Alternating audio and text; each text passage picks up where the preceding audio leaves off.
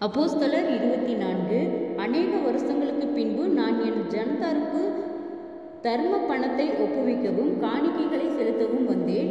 அப்பொழுது கூட்டம் இல்லாமலும் அமளி இல்லாமலும் தேவாலயத்திலே சுத்திகரித்து கொண்டவர்களாய் இருக்கையில் ஆசியா நாட்டாரான சில யூதர்கள் என்னை கண்டார்கள்.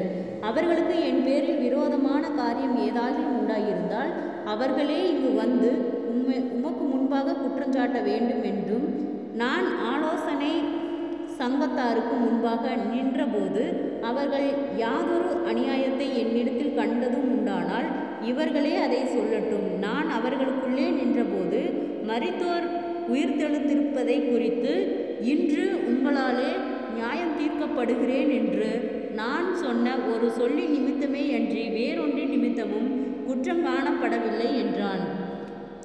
இந்த மார்க்கத்தாரின் விஷயங்களை விவரமாய் அறிந்திருந்த பேலிக்ஸ் இவைகளை கேட்டபொழுது சேனாதிபதியாகிய லீசியா வரும்போது உங்கள் காரியங்களை திட்டமாய் விசாரிப்பேன் என்று சொல்லி பவுலை காவல் பண்ணவும் கண்டிப்பில்லாமல் நடத்தவும் அவனுக்கு ஊழியம் செய்கிறதற்கும் அவனை கண்டுகொள்கிறதற்கும் வருகிற அவனுடைய மனுஷர்களில் ஒருவரையும் தடை செய்யாதிருக்கவும் 100க்கு அதிபதியானவனுக்கு கட்டளையிட்டு அவர்களை காத்திருக்கும்படி செய்தான். சில நாளைக்கு பின்பு பேலிக்ஸ் யூத ஸ்திரியாகிய தன் மனைவியை துருக்கில்லாளுடனே கூட வந்து பவுலை அழைப்பித்து கிறிஸ்துவை பற்றும் விசுவாசத்தை குறித்து அவன் சொல்ல கேட்டான். அவன் நீதியும் இச்சையடக்கத்தையும் இனிவரும் நியாய தீர்ப்பையும் குறித்து பேசுகையில் பேலிக்ஸ் பயமடைந்து, இப்பொழுது நீ போகலாம், எனக்கு சமயமான போது உன்னை அழைப்பிப்பேன் என்றான்.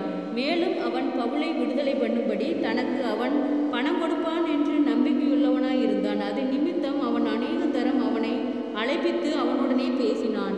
2 வருஷம் சென்ற பின்பு பேலிக்ஸ் என்பவனுக்கு பதிலாய் பொர்க்கியூ பெஸ்து தேசாதிபதியாக வந்தான். அப்பொழுது பேலிக்ஸ் யூதருக்கு தயவு செய்ய மனதாய் பவுலை காவலில் வைத்துவிட்டு போனான். ஜெபம்.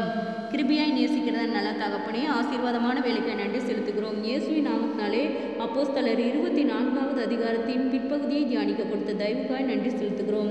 இயேசுவின் நாமத்தினாலே ஒவ்வொருவரும் கையிட்டு செய்கிற வேலைகள், போகிற வருகிற பிரயாணங்கள், அவர்களுடைய தேவைகள் யாவையும் கர்த்தரை சந்தித்து பாதுகாத்து வழி நடத்தும்படியாய் செபிக்கிறோம். ஆண்டவரே, அநேக போராட்டங்கள், பாடுகள், நிந்தைகள், அவமானங்கள், பொல்லாதாவியின் கிரியைகளுக்கும் பிள்ளைகளை நீர் விலக்கி பாதுகாத்துக் கொள்ளும். சோர்ந்து போன ஒவ்வொரு இருதயங்களையும் கர்த்தாவே நீர் பலப்படுத்தும்.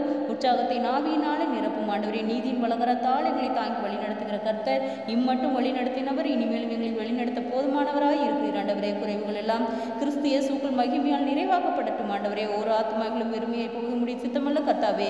தற்கொலை எண்ணங்களுக்கு நேராய் போகிற பிள்ளைகளை கர்த்தாவே விடுதலையாக்கும் உடைய வார்த்தை கொண்டு ஒவ்வொருவரையும் தேற்றும்படியாய் நாங்கள் ஜெபிக்கிறோம். ஆண்டவரே, ஆச்சரியப்படத்தக்க வண்ணமாய், அதிசயமாய், பிரமிக்கத்தக்க வண்ணமாய் உன் பிள்ளைகளை நீர் வழி நடத்தும்படியாய் நாங்கள் ஜெபிக்கிறோம். ஆண்டவரே, எந்த இடத்திலும் வெட்கப்பட்டு போகாமல் கர்த்தாவே கர்த்தருடைய நாம் மகிமைப்படும்படியாக ஒவ்வொரு பிள்ளைகளையும் சாட்சியுள்ள பிள்ளைகளாய் நிறுத்தும். ஆண்டவரே, விசேஷித்த ஞானத்தையும் தெளிந்த புத்தியும் ஆண்டவரே சாட்சியுள்ள பிள்ளைகளாய் நீர் கொடுத்து ஆசீர்வதிக்கும்படியாய் நாங்கள் செபிக்கிறோம். கர்த்தாவே, நீர் அதிசயத்தின் தேவன், எங்களை ஆச்சரியமாய் வழி நடத்துவீராக. குறைவுகள் எல்லாம் இயேசுவின் நாமத்திலே நிறைவாக்கப்படட்டும். ஆண்டவரே, சாட்சியுள்ள பிள்ளைகளாய் நீர் வழி நடத்துவீராக. கர்த்தருடைய நாம் மகிமைப்படும்படியாக விசேஷித்த ஞானத்தை எங்களுக்கு தரும்படியாய் நாங்கள் செபிக்கிறோம். ஆண்டவரே, எங்களுடைய தடுமாற்றங்கள் யாவும் இயேசுவின் நாமத்திலே விலகட்டும்.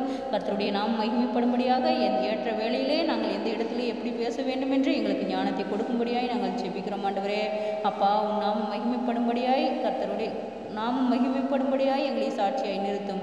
அதிசயத்தை காணும்படி செய்யும். எங்களை பொறுப்பெடுத்துக் கொள்ளும், வழி நடத்தும்.